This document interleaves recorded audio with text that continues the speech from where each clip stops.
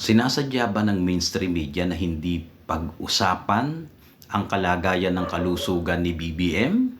Pinagtatakpan ba nila sapagkat wala tayong napapanood na balita kahit sa kabila ng katotohanan na alam natin na mismo ang Malacanang ang nagsabi na meron siyang karamdaman na tinatawag na diverticulitis. Kahit yung matataas na opisyal ng gobyerno, hindi pinag-uusapan, walang binabanggit eh.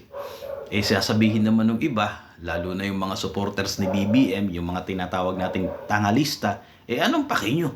Kalusugan niya yon. Meron po kaming pake. Bakit? Sapagkat yung aming pakialam doon hindi batay lamang dahil sa kami kritiko ni BBM, kundi yun ang nakasulat sa konstitusyon or saligang batas ng ating bansa. Ano bang nakasaad doon? Di ba? Nakasaad doon sa Article 7, yan yung tumatalakay doon sa tinatawag nating executive branch of government na kapag ang Pangulo ay incapacity, di ba? Kahit temporary pa yan, kinakailangan niyang sumulat sa Senate President at sa Speaker of the House para i-inform na siya ay may karamdaman at temporary incapacity. At sa ganon, maitalaga na acting president ang vice president.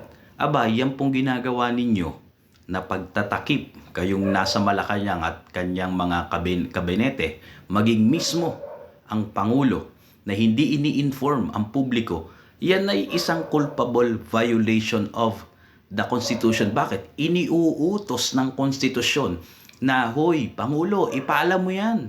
Diba? Sa pamamagitan ng sulat. Diba? Maliwanag yun sa konstitusyon. Kahit temporary pa lamang yan, kahit 2 araw yan, 3 araw yan, ang sinabi, temporary incapacity.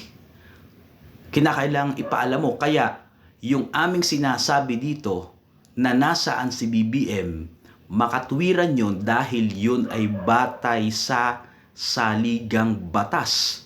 Dapat sumunod ang Pangulo doon. So ang gawin natin, kalampagin itong Malacanang at i-pick up itong ating panawagan na ito sapagkat ito ay mahalaga. Kaya ang gagawin natin, ito dapat ang isyong pag-usapan natin sa social media. Kaya pare-post po nito para makarating sa kinauukulan. Maging kayo na gumagawa ng mga content, gumagawa kayo ng mga videos, nagba-vlog kayo, ang paksa na pag-usapan ninyo ay kung nasaan si BBM at ano ang kalagayan ng kanyang kalusugan sapagkat yun ay itinakda sa ating saligang batas na ipaalam niya sa publiko yung kanyang kalagayan. Contemporary incapacity ba siya? Diba? Or permanent na incapable siya to perform his duty as the President of the Philippines. So gamitin din natin yung hashtag nasaan si BBM. So pakirepost po nito para mawala yung ibang mga diversionary tactics nila para iiwas sa usapan si BBM dahil ito ang pinaka mahalagang issue ngayon. Si BBM, asaan siya? Magpakita ka.